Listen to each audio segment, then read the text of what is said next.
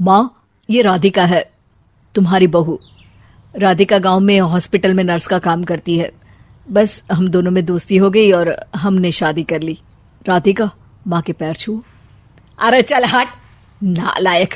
अरे मैंने क्या क्या सपने देखे थे कि तेरी शादी किसी अमीर घर में करूंगी और दहेज में लाखों रुपए लूंगी, और तू गांव की इस मामूली लड़की को मेरी बहू बनाकर ले आया। लेकिन बेटे की जिद के आगे सुनीता देवी मजबूर हो जाती है। राधिका सुनीता देवी को फूटी आंख भी नहीं भाती थी। तुम चिंता मत करो भाग्यवान, हम दोनों मिलकर अपनी बहू को इतना सताएंगे कि वो हमसे तंग आकर ये घर छोड़कर चली जाएगी। फिर हम अपने बेटे की शादी किसी बड़े सेठ की बेटी से कर देंगे, ठीक है? अगले दिन सुनीता देवी अपने बेटे का कमरा साफ कर रही होती है। तभी बहू के सामान में उसे एक बड़ी बड़ी मूंछों वाले आदमी की तस्वीर दिखाई देती है और उसके कंधे पर एक बड़ी सी बंदूक टंगी होती है। तस्वीर के नीचे लिखा होता है डाकू मंगल सिंह। ये किसकी तस्वीर है बहू? ये मेरे पिताजी की तस्वीर है। बस फिर क्या था। ये सुनते ही सुनीता देवी के हाथ पैर कांपने लगते हैं। वो भागती हुई सीधा अपने पति के कमरे में जाती है। अरे गजब हो गया जी, गजब। अरे क्या हो गया भाग्यवान? हमारी बहू एक मशहूर डाकू मंगल सिंह की बेटी है। हे भगवान, अब क्या होगा? क्या कहा? डाकू मंगल सिंह? अरे मर गए रे। सुना है वो तो बड़ा ही खतरनाक डाकू है, मारता ज्यादा है गिनता कम है। लोग पुलिस वाले भी उसके नाम से कांपते हैं।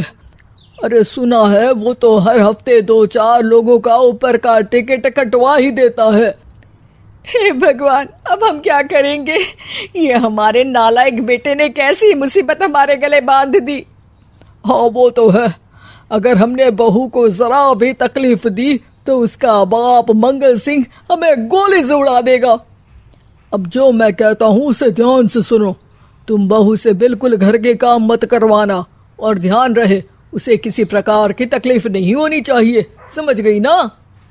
और ऐसा ही होता है।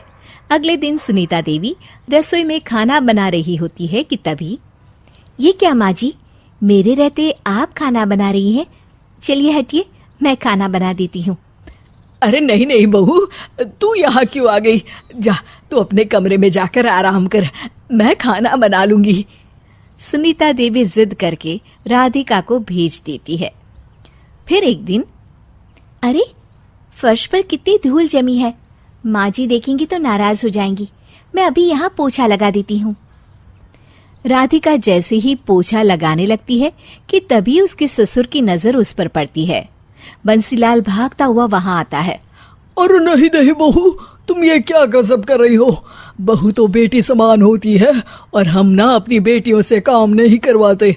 तुम आराम से बैठकर यूट्यूब पर किड लॉजिक चैनल की सास बहू की कहानियां देखो। वो लोग ना बहुत अच्छी अच्छी कहानियां बनाते हैं। सच? आप देखते हैं? अरे मैं तो रोज देखता हूँ। शहर की बहू तो मेरी फेवरेट कहानी है। हाँ, ये कहकर बंसीलाल पोछा लगाने लगता है।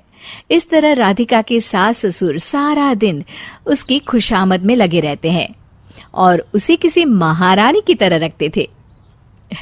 कैसा लगा बहू? पिज्जा टेस्टी तो है ना? अच्छा, मीठे में क्या खाओगी बोलो तो? माँ जी, मुझे तो काजू कतली बहुत पसंद है और उसके बाद 1 गिलास लस्सी मिल जाए तो मजा आ जाएगा। ये सुनते ही सुनीता देवी अपने पति को कोहनी मारते हुए कहती है, अरे सुना नहीं, बहू क्या मांग रही है? जल्दी से भागकर बाजार जाइए और सब खरीद कर ले आइए। हाँ हाँ भाग्यवान, अभी जाता हूँ। राधिका की तो 5 उंगलियां घी में थी। वो तो अपने ससुराल में मजे कर रही थी। दूसरी तरफ राधिका की सास उसके लिए कभी नई साड़ी खरीद लाती तो कभी उसके लिए नए गहने बनवा देती।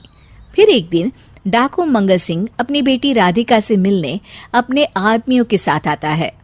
उन सबको देखते ही राधिका के सास ससुर डर के मारे कांपने लगते हैं। मर गया रे। डाकू मंगल सिंह तो सच में कितना डरावना दिखता है, ऊपर से इतनी बड़ी बंदूक लेकर घूमता है। कैसे हैं समधी जी?